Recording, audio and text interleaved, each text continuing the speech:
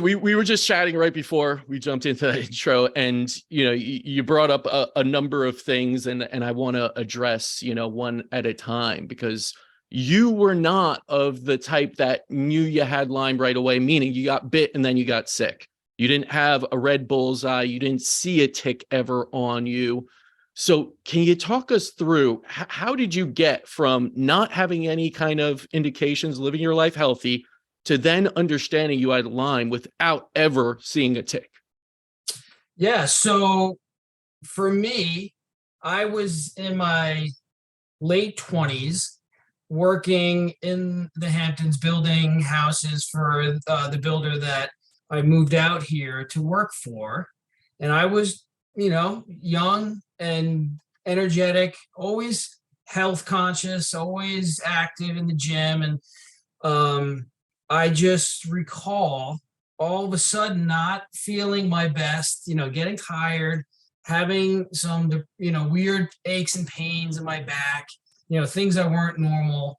And then it started into some serious anxiety and some depression and those symptoms. And that's when I, went to my doctor in the city, my family doctor, who we had a great relationship with. And I started scribbling notes down, and I was like, "Hey, doc, something's up.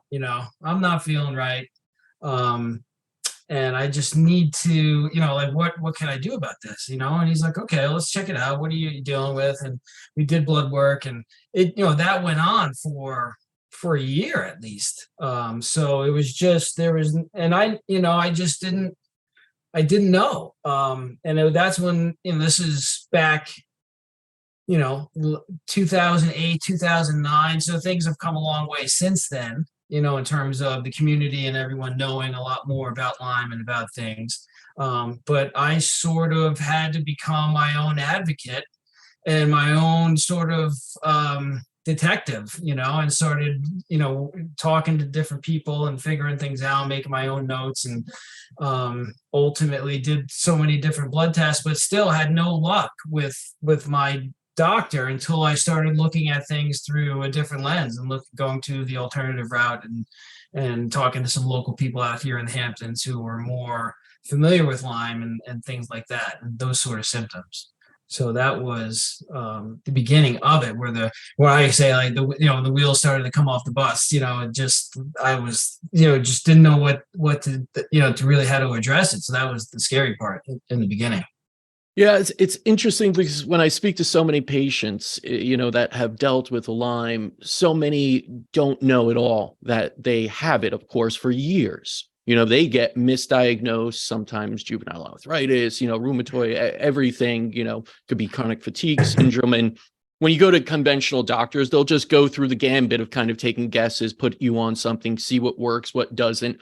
And Lyme patients suffer for many years with that. They go up and down. Of course, I don't know if you were on antibiotics, but when you go on them, you might feel a little better at first, and then you come back down after you get off or something, because the bacteria and the co-infections really can kind of, wait it out, wait those nuke bombs out, and come back up. For sure. When I stopped talking to my doctor in the city, kind of gave up, and then I went to see my landscape architect, and I become friendly with him, and he saw me, and he's like, "Whoa, you look horrible." He's like, "What's going on?" And I'm like, "Oh man, I'm shot, like this. I'm tired. I just don't feel right." He goes, "Hey, let's go talk to my wife," and she's a friend too, and she looked at me, she's like, "You ever consider Lyme?" Mm-hmm. So and I said, "No, and I never got bit by a tick. I don't, but I was certainly in uncleared fields, looking back at it, I just did not do what I do now and have tick spray in the truck or even check myself. I was a city kid moving out here, and just, I was just running around and just, but I never found anything on me, but I just, I didn't know enough back then." So she said to me, "Go back to your doctor and demand some doxycycline," and I did that. And just like you said, I felt immediately better.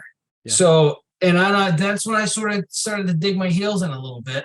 Went back to my doctor in the city, said, "No, let's test for Lyme. Let's test for this." But I probably, when I first out of the gates and then I found someone else in the city, I probably took almost 2 years of oral antibiotics. Mm. And, it worked until it didn't. And then I can't imagine what it did to my gut, looking back at it and how it messed up my microbiome and, candida, those sort of things, all things that it can lead to. Certainly happened, but a It's ton of it. still the go-to treatment. It is the golden standard. If you have a bacterial infection, which is Lyme disease, it is Borrelia, then that is what conventional medicine throws at you. And you do feel better. So you're like, oh shit, it's working, right? There is hope in this. Yeah. I'm getting better and it's over. We are done with this. Wipe your hands clean and be like, move on, live on. And then it comes back. You're like, what the hell is that?